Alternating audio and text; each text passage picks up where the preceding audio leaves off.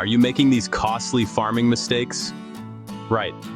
Let's be honest, farming is mostly a series of catastrophic, bank-breaking errors, punctuated by the occasional moment where something doesn't immediately burst into flames or die. You buy a tractor the size of a small country, only to find it doesn't fit through your own gate. You plant a field of something exotic you saw on the telly, and then discover the only thing that wants to buy it is a particularly fussy badger. These aren't just little mishaps. These are the sorts of blunders that can drain your bank account faster than a thirsty V8 engine. Now, I'm not a miracle worker. I can't make it rain, and I certainly can't make sense of government paperwork.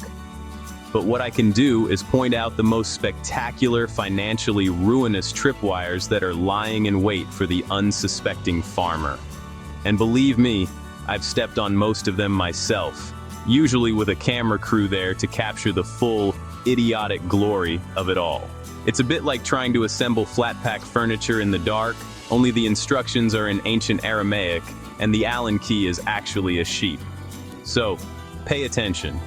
The advice I'm about to dispense, gleaned from my own spectacular catalog of failures, could genuinely be the difference between a modest profit and having to sell your combine harvester for scrap just to afford a pint.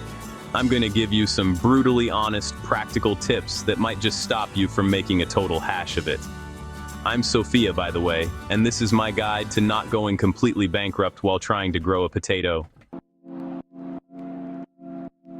Let's start with the very ground beneath your feet, the soil. You probably think it's just dirt. Brown stuff that gets on your trousers and annoys your other half. Wrong. It's a ridiculously complex living thing, and ignoring its health is like trying to build a house on a blancmange. You pour thousands into seeds, you buy the fanciest equipment, you do a little rain dance, and then you get a harvest that wouldn't feed a hamster. Why? Because your soil has all the nutritional value of a cardboard box. You wouldn't feed your prize bull on nothing but sawdust and hope, would you? So why are you doing it to your fields? It's utterly baffling. The solution is as tedious as it is vital. Soil testing. Yes, it's another job. It involves putting dirt in little bags and sending it off to a laboratory where men in white coats will charge you a fortune to tell you what you already suspect, that it's all gone horribly wrong. But this piece of paper is your battle plan. It tells you if your soil is too acidic, too alkaline, or if it's completely devoid of the things plants actually need to, grow. Chucking on fertilizer without this information is just throwing 50-pound notes into the wind. It's an expensive guess, and in farming, guessing is the fastest way to the poorhouse. Here's a brilliant idea. Why don't you spend a year and a small fortune growing 1,000 tons of, wasabi? It's trendy, right? People in London eat it. Except, it turns out they only need a thimbleful at a time, and there are already 3 massive farms in Sussex supplying all of it. Now you're stuck with a field of pungent green roots and a bank manager who's suddenly stopped laughing at your jokes. This is what happens when you ignore market trends. You become a specialist in producing something utterly, comprehensively useless to the people who have the money. Farming isn't just about mud and weather, it's a business. And the first rule of business is to find out what the customer wants to buy before you make it. It sounds simple, but you'd be amazed how many people plant a crop based on a vague hunch, or because their granddad grew it. You have to do the boring bit, research. Go to the markets, talk to the wholesalers, look at the prices from last year. Is everyone and their dog growing potatoes this year? Then maybe grow something else. It's about spotting a gap, not joining an already overcrowded queue. Otherwise, you're just gambling, and the house, in this case the global commodities market, always wins. Every farmer I know has one, a shoebox, or a biscuit tin, or just a terrifying pile on the corner of the kitchen table. It's stuffed with faded, diesel-stained receipts, invoices from 6 months ago, and vaguely threatening letters from the tax man. This is what passes for record keeping. And it's financial suicide. You have absolutely no idea if you're making money or losing it. You think that big check you got for your wheat was a triumph, but you've conveniently forgotten that you spent twice that amount on fertilizer, fungicide, and fixing the combine harvester after you tried to drive it through a hedge. You cannot run a farm on feelings. You need cold, hard numbers. How much did that seed really cost per hectare? What was your fuel bill in April versus May? Which of your fields is actually a pathetic, money-draining dead weight? Without proper records, you're flying blind in a blizzard. You can't make smart decisions because you don't have the information. It's the most boring job in the world, I grant you. Sitting at a computer with a spreadsheet is soul-destroying, but not as soul-destroying as discovering, a year too late, that your entire operation has been a massively expensive hobby. There are basically 2 seasons on a farm, waiting for it to be dry enough, and oh my god, it's dry, we have to do everything right now. During that second frantic season, let me tell you, the absolute last thing you want to hear is a loud bang, followed by a terrible grinding noise, and then, well, just silence. That, folks, is the sound of your bank balance taking a direct hit.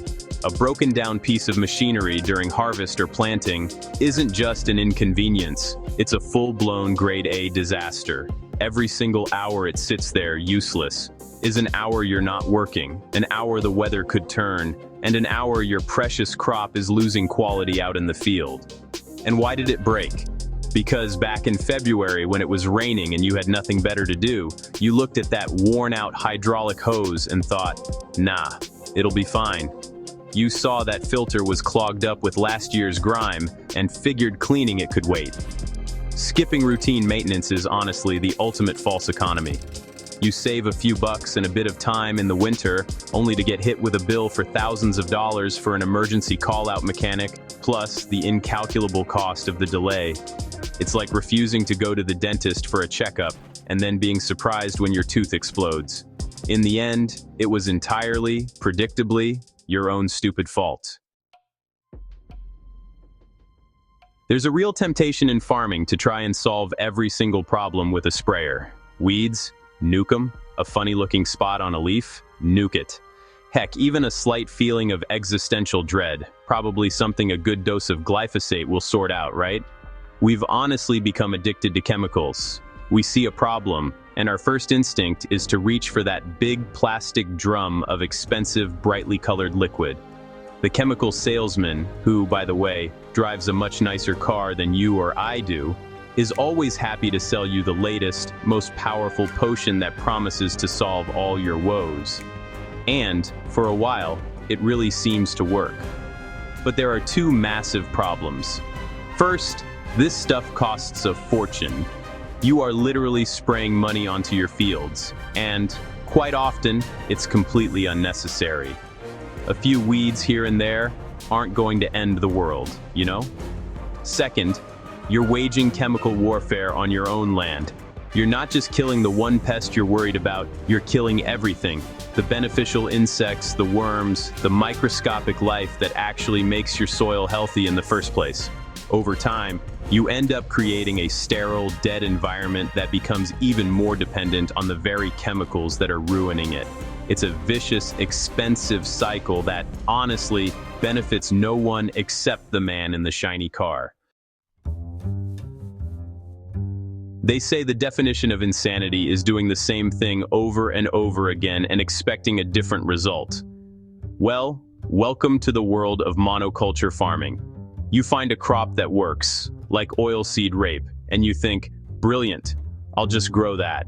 Everywhere. Forever. The first year is great, the second is pretty good, but by the 5th year, you've got a problem. The specific pests and diseases that absolutely adore oilseed rape have found your farm, and they've decided it's the best all-you-can-eat buffet in the country. They've moved in, built little pest-sized houses, and are raising enormous pest families. Your soil is also exhausted. Growing the same crop year after year just sucks the same specific nutrients out of the ground, leaving it completely depleted. It's kind of like only ever eating cheese sandwiches for every meal. Eventually, you're going to get scurvy. The solution, which has been known for, several thousand years, is crop rotation. It's not some newfangled idea.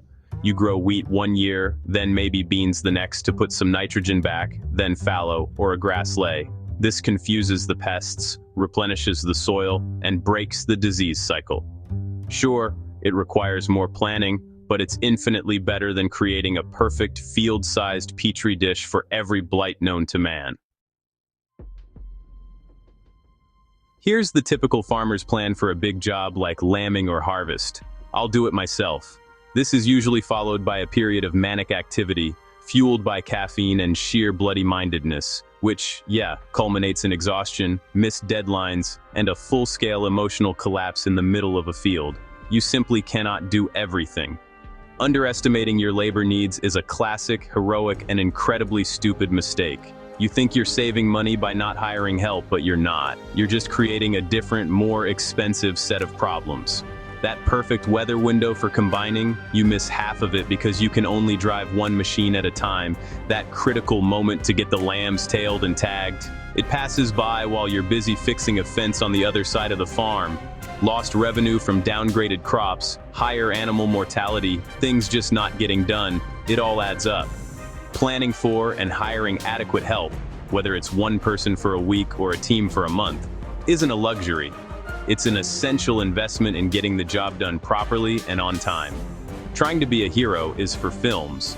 On a farm, it just makes you a tired, inefficient, and soon-to-be broke fool. So there you have it, a whirlwind tour of the 7 most effective ways to ruin your own farm. From treating your soil like a doormat to convincing yourself you have the superhuman ability to be in 3 places at once. Avoid these mistakes and watch your farm profits grow. Or, to be a bit more realistic, watch them shrink slightly less terrifyingly than they did last year.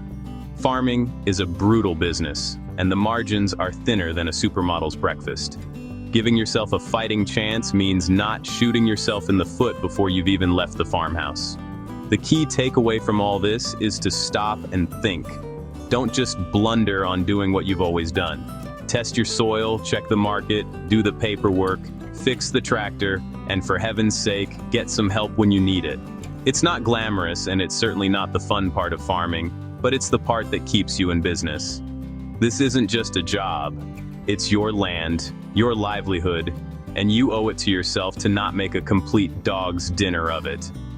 If you found this catalog of my potential future errors useful, or if you just enjoyed watching me get worked up, then do the things the algorithm demands. Click the like button, leave a comment below telling me which of these mistakes you've made most spectacularly, and subscribe for more brutally honest farming tips. Now, if you'll excuse me, I think I see a funny-looking spot on a leaf, and I need to decide whether to call an agronomist or just set fire to the whole field.